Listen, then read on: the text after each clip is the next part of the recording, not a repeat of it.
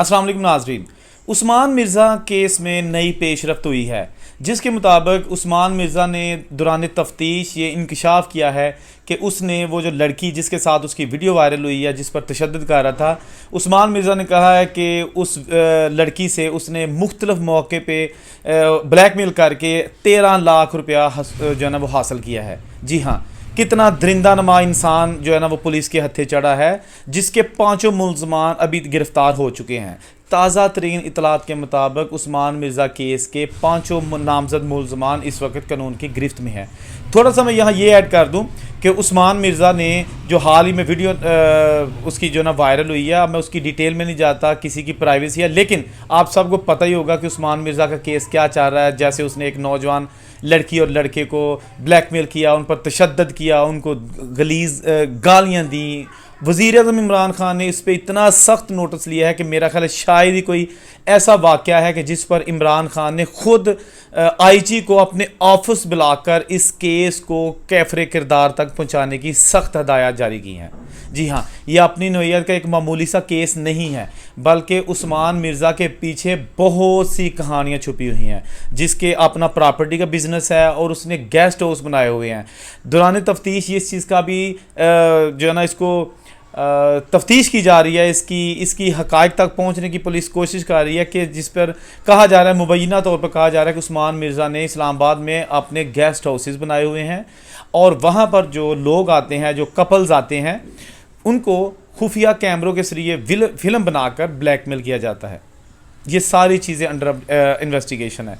नाज़रीन, यहाँ एक चीज़ मैं ऐड कर दूँ कि पाकिस्तान में कोई भी जुर्म जो है ना उसको उस वक्त तक ख़त्म नहीं किया जा सकता जब तक उसकी सख्त तरीन सरेआम सज़ाएँ ना दी जाएँ।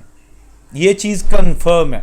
अगर आपने किसी को कैफ़रे किरदार तक ना पहुँचाया, और कैफ़रे किरदार तक पहुँचाने का एक ही हल है, चौंक च लत्ता उत्ते करके ते डंडे मारे जान तो सारा कुछ सीधा हो जाएगा। इस तरह के जो और भी लोग हैं, जो क्रिमिनल्स हैं, जो लोगों की ज़िंदगियों से खेल रहे हैं, लोगों की इज्जतों से खेल रहे हैं, वो सामने आ जाएंगे या तो वो ख़त्म हो जाएंगे। यहाँ ये चीज़ एक और मैं ऐड कर दूं कि उस्मान मिर्ज़ा केस में पुलिस ने अभी तक जो है ना वो बड़ी संजीदगी से इस केस को लिया हुआ है। डिस्ट्रिक्ट एंड सेशन कोर्ट में उनको उन 4 रोज़ा रिमांड जो है ना उसका दोबारा ले लिया, ताकि मज़ीद हक़ाइक़ इन्वेस्टिगेशन की जाए। मेरा ख्याल है कि ये केस एक ऐसा केस है कि इसके पीछे बहुत सारी कहानियाँ छुपी हुई हैं।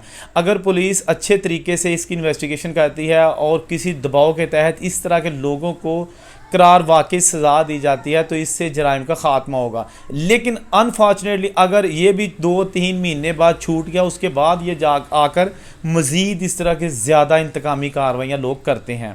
मुझे समझ नहीं आती कि ये जो अभी उस्मान मिर्ज़ा एक दरिंदा नमा इंसान है, इसको यूट्यूब और इसका भी फॉलोअर्स हैं टिकटॉक पे और सारे, समझ नहीं आई कि इस एक भेड़िए को लोगों ने क्यों फॉलो किया हुआ है। क्या इससे सीखा जा रहा है? ये क्या रोल मॉडल है माशरे में?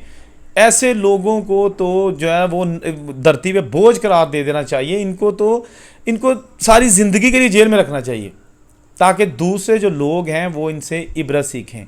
अभी रिसेंटली इसने जो अभी इंकशाफ किया कि 13 लाख रुपया उस गरीब लड़की से इसने हथियाया है।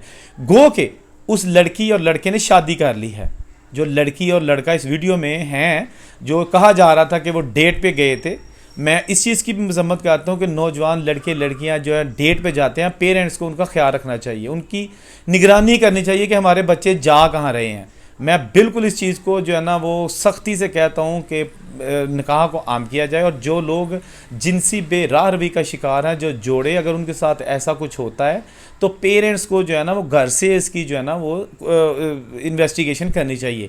लेकिन एक वाक़या हो गया, लेकिन उस्मान मिर्ज़ा ने उस कपल को पकड़ कर, जो कि कहा जाता है कि उस्मान मिर्ज़ा का फ्लैट था और जो लड़का लड़की को वहाँ लेकर गया था, उसने अपने दोस्त से चाबी मांगी थी और उस लड़के ने चाबी इस लड़के जो लड़की और लड़का ये जो कपल है इसको दे दी।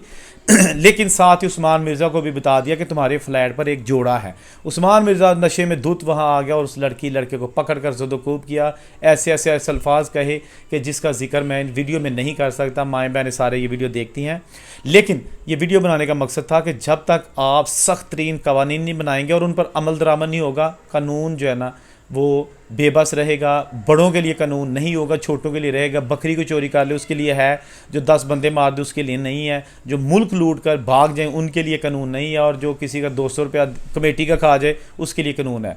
अल्लाह करे कि इस मुल्क में अमन आए, सुकून आए, और लोगों की माँओं बहनों बेटियों की इज़्ज़तें महफूज रहें। मज़ीद वीडियोज़ के लिए देखते रहिए मीडिया टॉप। अल्लाह हाफिज़।